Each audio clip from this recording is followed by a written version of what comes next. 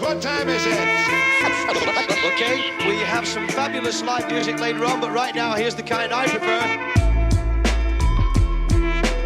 Good evening, everyone. This is Shad with West Coast Styles. As you know, that in addition to music and culture, two other issues that inevitably intersect with these things are journalism and politics. Therefore, it would be irresponsible for us not to address those subjects as well. Therefore, it is my pleasure and privilege to be speaking with Mr. Gregg Barak, an emeritus professor of criminology and criminal justice at Eastern Michigan, whose new book, Criminology on Trump, looks at the former president through the lens of criminology. Like the with the political climate more polarizing than ever now, it is so important to hold our leaders accountable in order to make sure they are acting in the best interest of the people they represent. Clearly, former President Trump failed in that regard. Mr. Barak, thank you so much for taking time out of your busy schedule to talk with us. It's greatly appreciated. Thank you. So starting things off, what motivated you to write this book?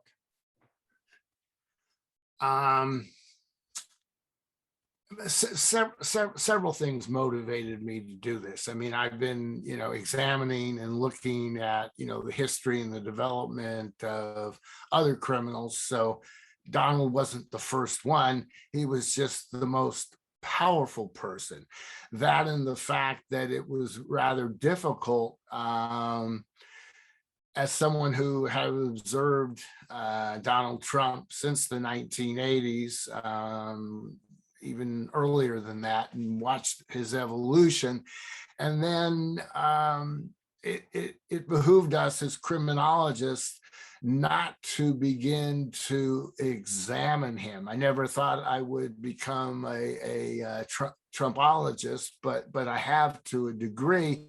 And I ended up writing a criminal biography of the individual, mainly so we could put him in his proper place in the history of U.S. crime.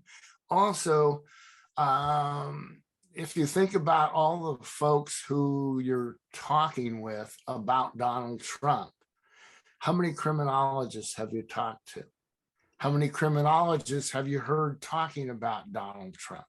I suspect not very many. So in a sense, since I would suggest that, he's the greatest, most successful outlaw of all time, it's only appropriate that we examine that through the administration of justice, through the selective enforcement of the law, the differential application, and what does it mean to be a powerful criminal? What, prior to his presidency, I assume he was on your radar, long before he became commander in chief.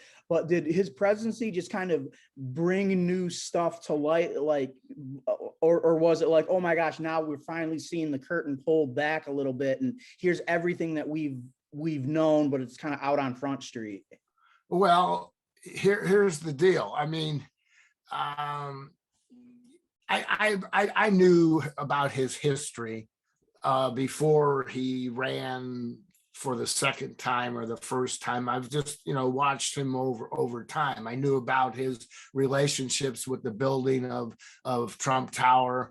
I understood when he got into the casino game and out of that, just as a person who had lived in Las Vegas and was at the University of Nevada, Las Vegas. So I was looking at casino behavior and organized criminals, and Donald was always a part of that arena. And he was an interesting character because he's a chameleon. There's nothing, he's as phony as the $3 bill. The man flip-flopped between parties his entire life. He has no particular ideology or belief system. So he's really an interesting phenomenon. Coming president, he was going to affect everything from climate change to consumer protection to health and human services. I mean, he's just been a bulldozer and, injured all of those things.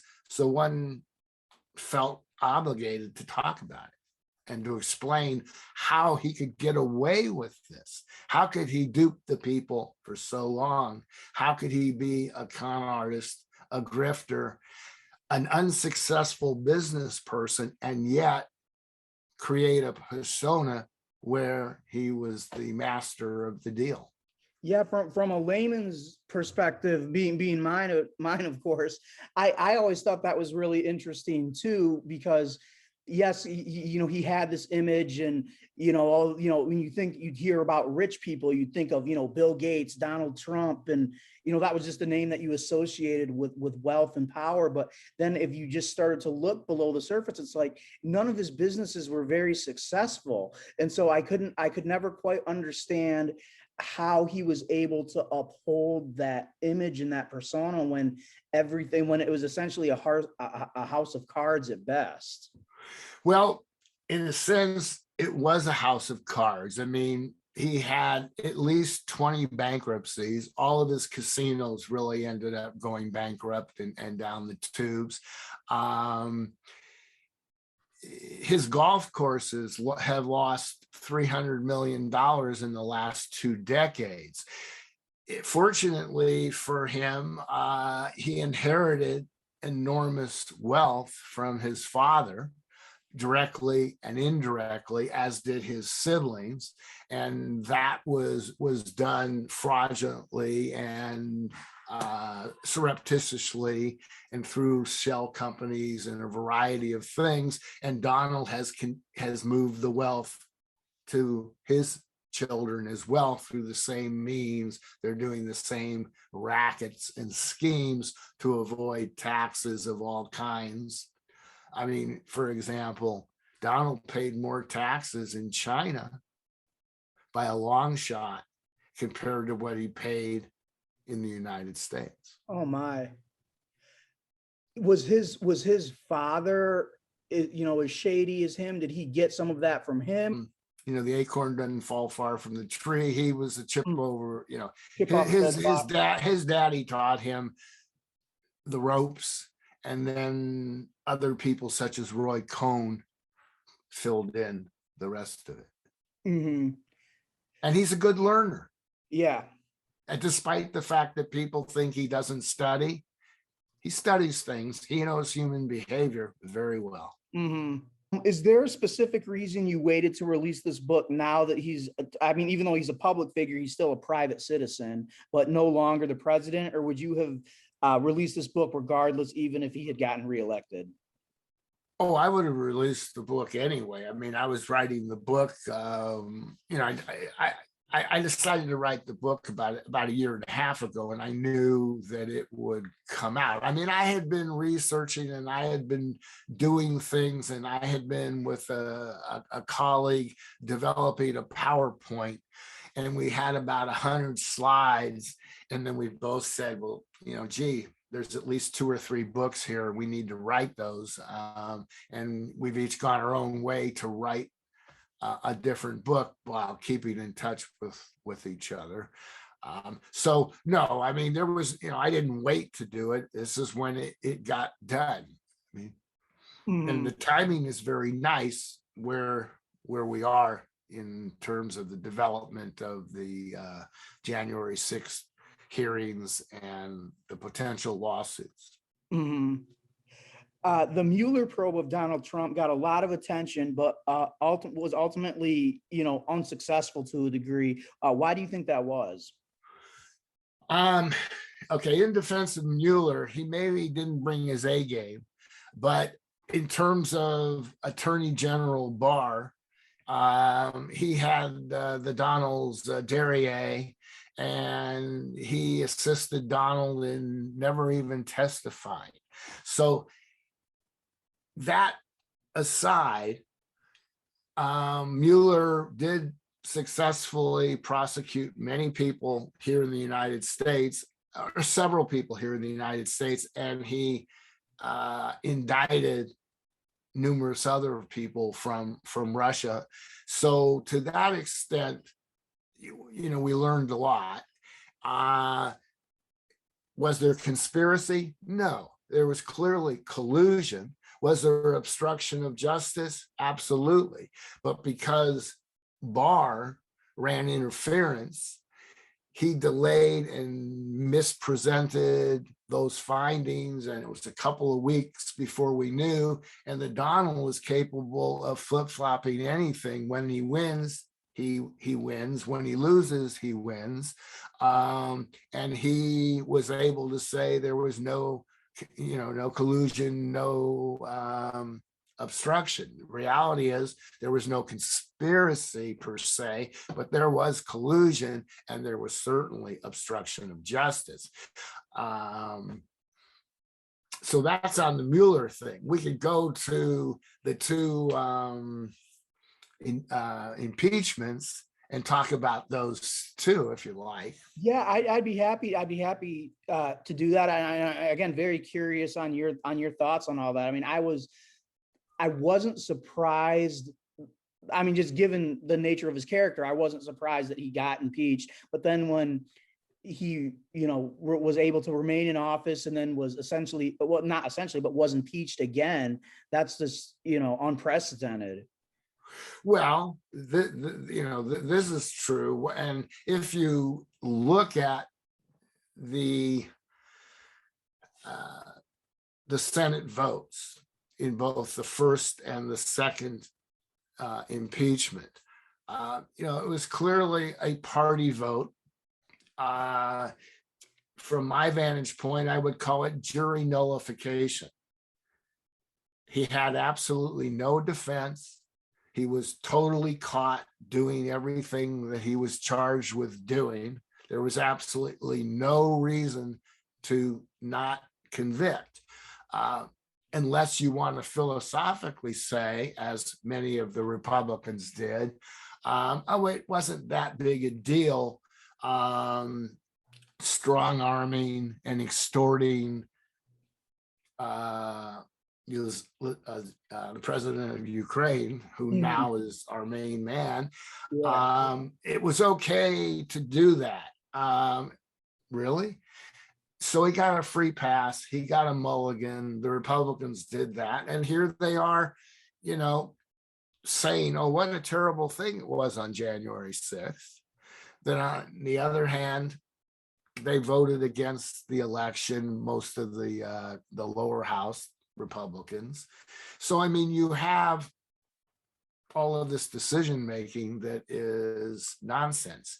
You basically have people who think that Donald has power. He still certainly does have power. And you have people who are afraid to lose the power that they get from his power. It's really pathetic that, here's where we are. And so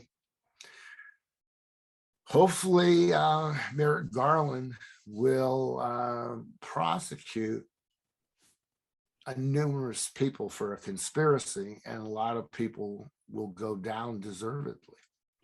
Hopefully so.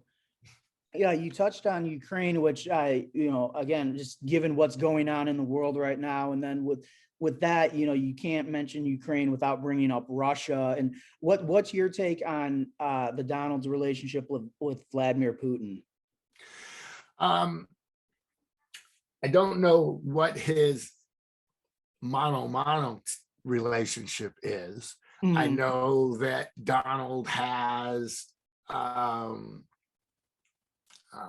relationships with people in organized crime from this country and from Russia, and that significant sums of money have been laundered or put through shell companies here in the States, and about 20% of Donald's properties, condominiums, etc., are owned by individuals whose names we really don't know, and where their money came we don't know either, because they were established in trust. So that's really oligarchy money, whatever kind of looting from the governments, from the parts of the world.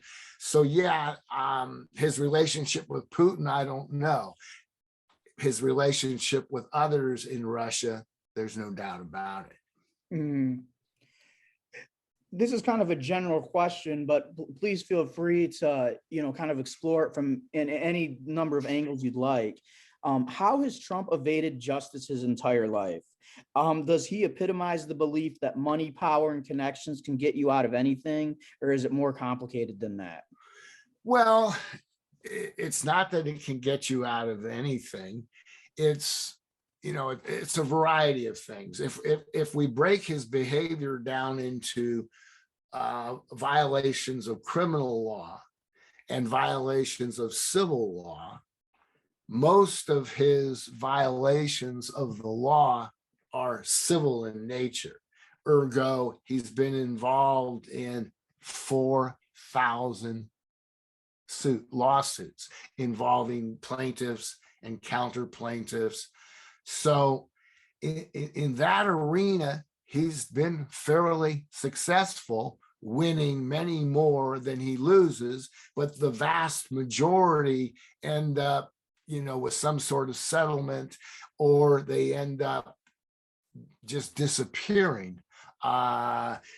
So he's paid out sums of money in losing civil suits, i.e. when he had a phony university, when he had a phony charity, he got burned and he had to pay money for those things, and he had to no longer be able to have charitable organization.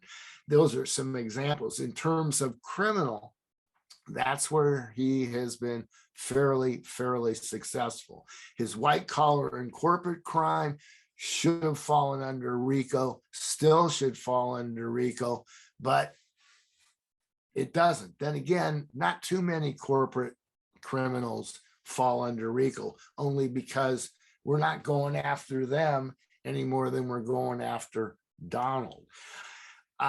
In terms of, he's never been charged or prosecuted with a crime. So to that extent, he's pretty sweet. He's pretty good. He's pretty talented. He's gotten away when everybody knows he's done these things. The attorney general, the district attorney in Manhattan, you and me, we've all observed his behavior. Georgia, he's on the phone wanting, 10,000 votes, and does he know he lost? You bet he knows he lost. He doesn't for a moment think he won that election.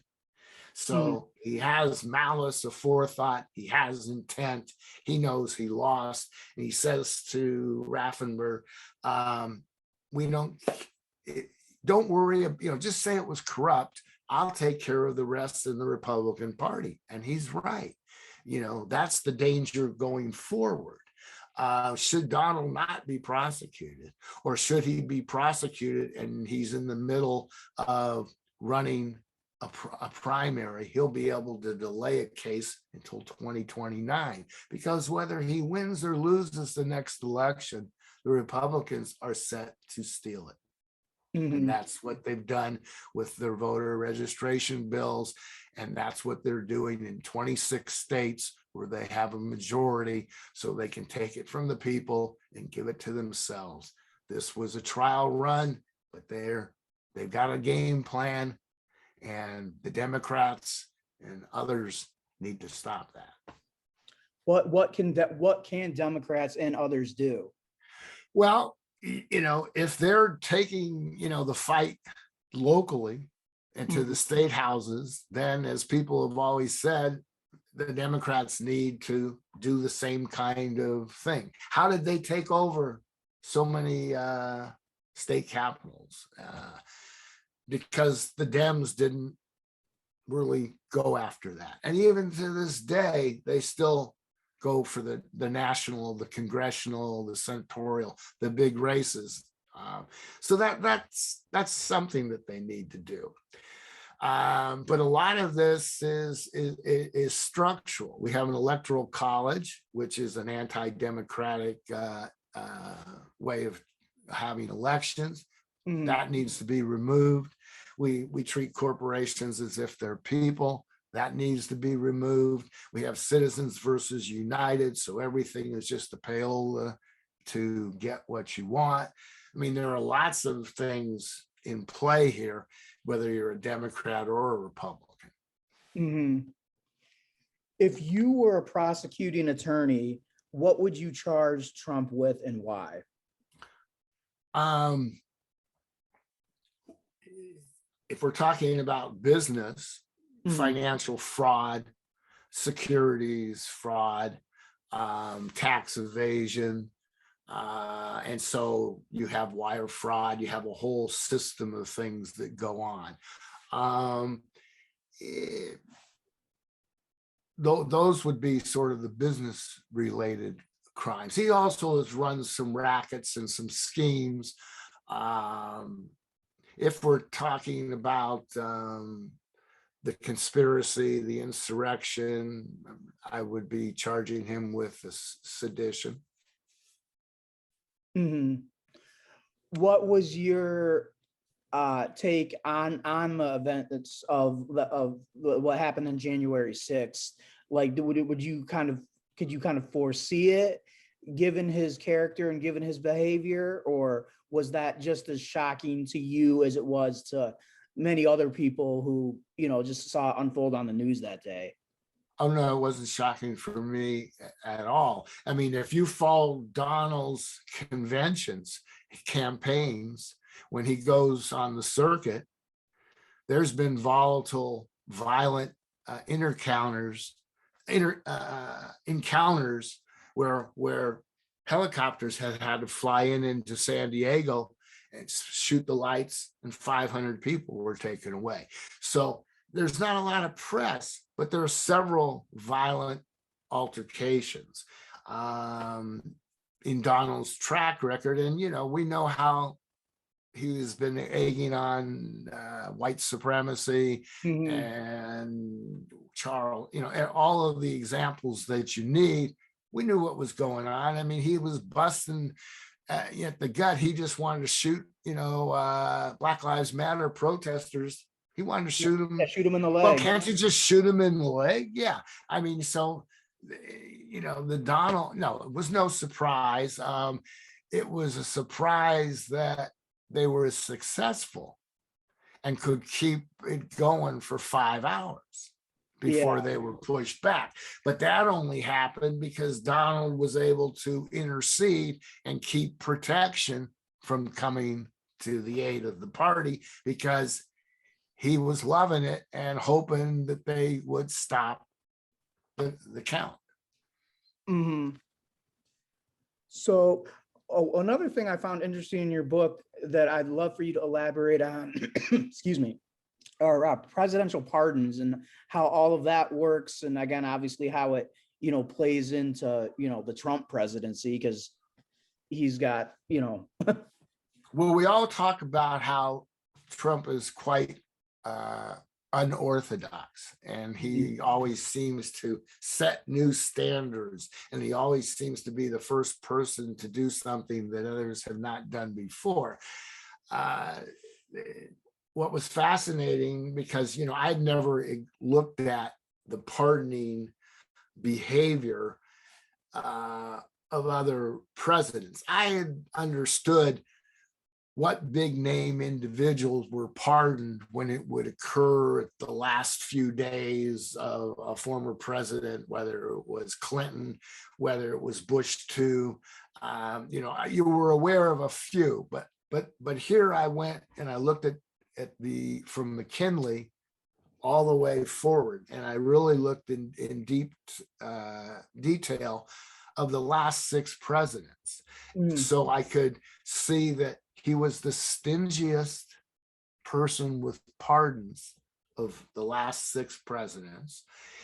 Also, while all those presidents may have pardoned 1 or 2 very powerful politicals or economic white-collar criminals, Donald pardoned a large number of those people, pardoned very few others. Most of his pardons had to do with something for him to get out of doing it.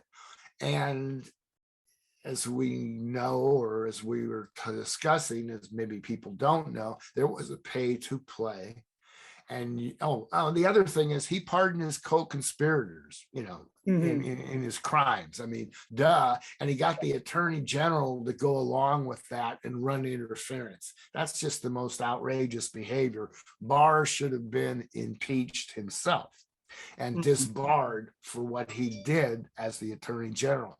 That's, I guess, another story. So yeah, so he pardoned his own conspirators and fellow criminals, which is that's unheard of. And Roger Stone, Bannon, the most obvious, but there was a pay to play. If you wanted a pardon from Donald, it started at $50,000. There were some pardons that were in the hundreds. The highest pardon that we're aware of is $750,000 paid for a pardon. Now you might say, is this legal? Can you actually buy a pardon? Well, what you do is you make a donation to a lobbyist or to a PAC, and they in turn give it to the Donald. So what happens next? How do we move forward legally? What consequences can Trump face? What can the Biden administration do? And what can the American people do? Okay, well, I don't think the Biden administration per se, except in the terms of the attorney general, who is part of the Biden administration cabinet. I mean, so it's what can Attorney General Merrick Garland do? He can prosecute all of the people who are responsible for who organized to steal the election and to deny the rightful person to that, and the insurrection. He can prosecute all those people for those crimes, and the consequences, if they got the letter of the law, they would be doing time in prison if found guilty. So, I mean, that's what the American people can do, is they can say no to his appointed people come the primaries, and come the general election. Republicans importantly need to deny him. The Democrats are going to do what they can do to deny him, but Republicans, independents, the American people from that standpoint have to stop him and his minions. Kind of a follow-up to that. What danger does Trump still pose to democracy, even though he's no longer in office? Well, his game plan and his team is about stealing the next election. What's going on? The Republicans challenged to no avail the outcome of the elections in 4 principal states: Pennsylvania, Michigan, Arizona, I guess Georgia. Those were the states where they challenged the votes. So what have they gone about? In those states and in all of their other capitals, they are creating legislation which will allow for them to discount the vote of the people and allow them to vote on, to take one vote from the state capital when it comes time to say yay or nay. So 26 states could theoretically steal the election under laws and bills that they're passing at the state level. So the danger is very dangerous. Whether Trump is here or not, their game plan is still to be able to control the outcome of the elections. I mean, even with the Electoral College, which skews the whole race to the Republicans in the first place, to rule America, to white America, to be candid, let's look at the last 6 or 7 elections. Mhm. The Republicans have lost the presidency since Clinton forward by more than 40 million votes. How are they in control and charge of anything? Only because you have an unfair election. I mean, Bush won one election.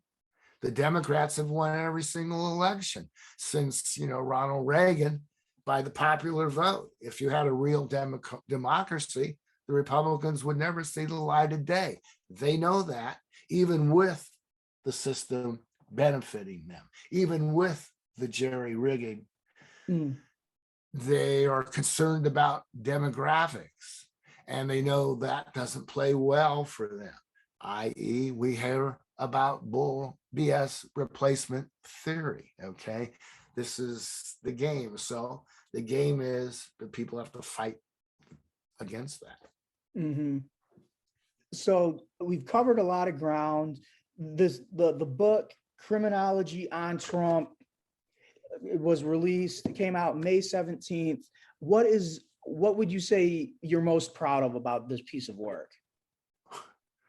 Or proud, maybe the wrong word, but you know what I'm saying. Well, I'm pleased. I'm pleased that this book is getting the attention that I hoped it would get. And that's being the case by the fact that you and I are talking. And, I've done numerous interviews, and I have more coming up.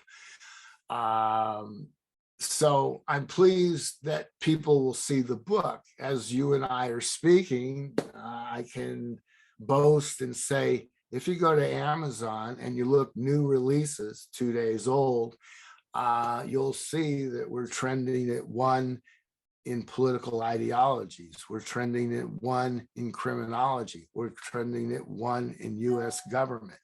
And we're in several other categories. So I'm pleased that the book will get the attention and that people will have this kind of analysis to make sense out of Donald Trump and the situation that we all find ourselves in.